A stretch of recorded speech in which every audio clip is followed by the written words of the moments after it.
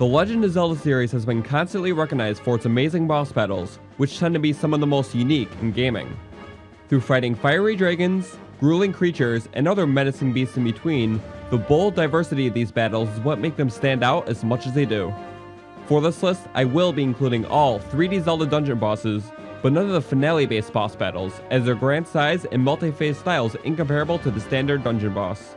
With that clarified, here are my top 10 Legend of Zelda bosses.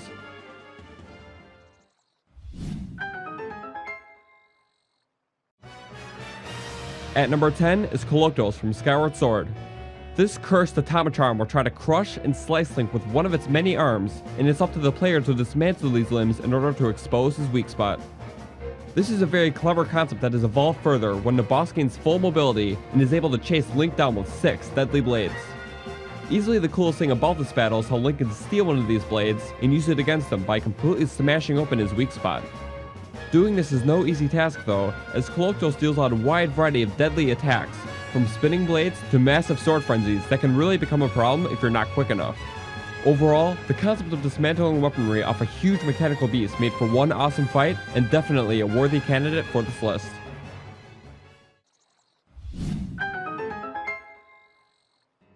One of the big cliches about the Zelda series is its wide number of bosses composed of one giant head and 2 floating hands beside it.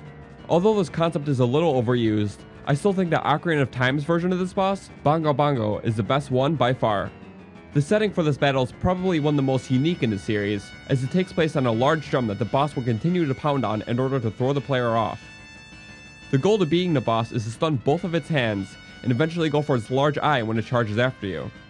However, this is no easy task, considering that Bongo Bongo will continue to outplay his opponent by using different types of attacks to punch, slap, grab, and squeeze the life out of the player.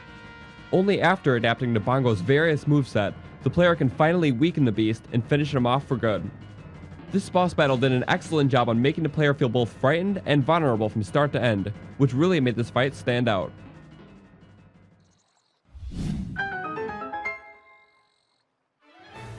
At number 8 is Thunderblight Ganon from Breath of the Wild. Although many people complain about how the Blight Ganons were all way too similar in design, the battles against them were actually quite unique, especially with Thunderblight. This boss will continue to outplay Link by charging at him as fast as lightning, and the player must react accordingly in order to avoid getting electrocuted. As the battle progresses, Thunderblight Ganon will continue to get more and more aggressive by charging at the player faster and more often, which really makes this fight even more challenging. One of the coolest phases about this battle is how he will surround the player with multiple lightning rods in an attempt to electrocute Link. In order to counter this, the player can grab a hold of one of these rods with Magnesis and push it into Thunderblight Ganon to get him to taste his own medicine. Overall, this boss battle will continue to keep the player on their toes with its fast and unexpected attacks, which is really what made this fight so memorable.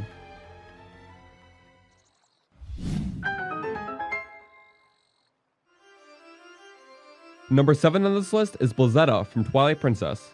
This ice form boss relies on hurling large ice columns and its central body down at Link in an attempt to crush him. If the player does not manage to break apart these giant columns in time, the boss will form a cage around Link and send its central body hurling down at him. What I love about this battle is how it requires the player to quickly switch between evading deadly attacks and using brute force to weaken the boss, all within a strict time window that can make this fight rather tensing, yet still engaging. Blizzetta is definitely one of the more underrated bosses in the series, but it still is easily one of my favorites.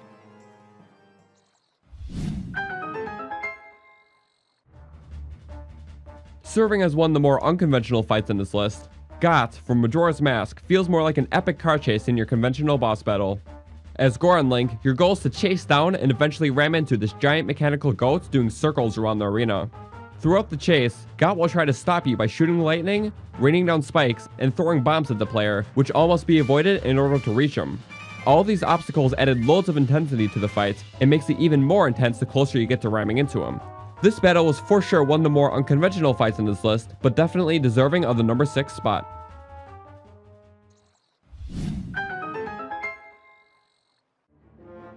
Number 5 on this list is Argorok from Twilight Princess.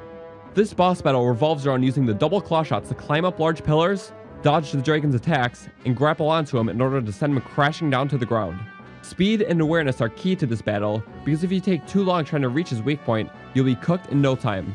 The aesthetic and scale of this battle is what really makes it stand out, because come on, what's not cool about fighting a giant dragon on top of a floating city during a massive thunderstorm? Overall, this epic boss battle is definitely worthy for the number 5 spot.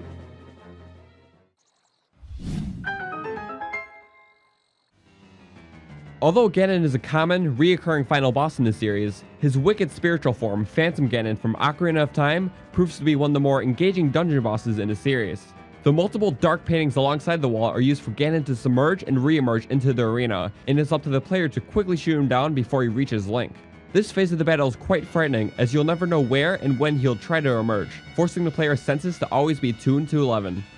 The battle gets even more engaging when he starts hurling large mechanical bolts at the player, and he must be reflected with the Master Sword in an epic game of Dead Man's Volley.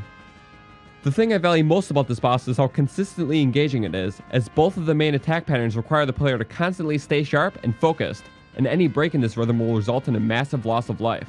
Overall, this is definitely one of the more memorable boss battles in the series, but it's just shy of reaching my top 3.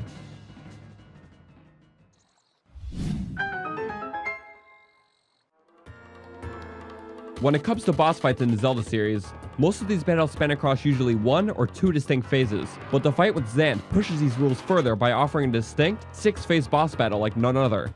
Each phase of this battle is meant to resemble the past bosses or mini-bosses from the series, starting with Diababa, then Dangoro, Morphle, Ook, then finally Blizzetta.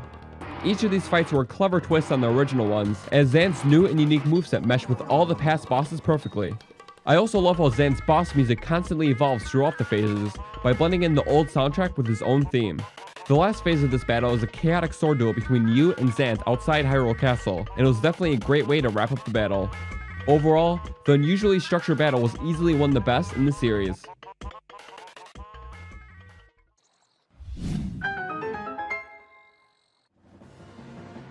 It's no secret that I absolutely love the boss battles from Twilight Princess, but I do have to admit that the fight with Stallard is easily the most engaging one from that game. The whole beginning of the battle is staged as one epic game of undead pinball, as Link must avoid the mummified enemies and rotating spikes in order to weaken Stallard's central body. Doing this isn't the hardest task in the world, but there's something really awesome about gliding around a giant sand arena on a mechanical top to fight a boss. The fight picks up even further when the Stallard gets reduced to a giant floating head, and it's Link's job to hop between the multiple rail trains to reach up to him. After dodging all the spikes and fireballs he sends after you, the player can finally go flying into Stallard and send him crashing down to the ground, where Link can deliver the final blow. This fight was incredible from start to end, but it's just barely shy of reaching the number 1 spot.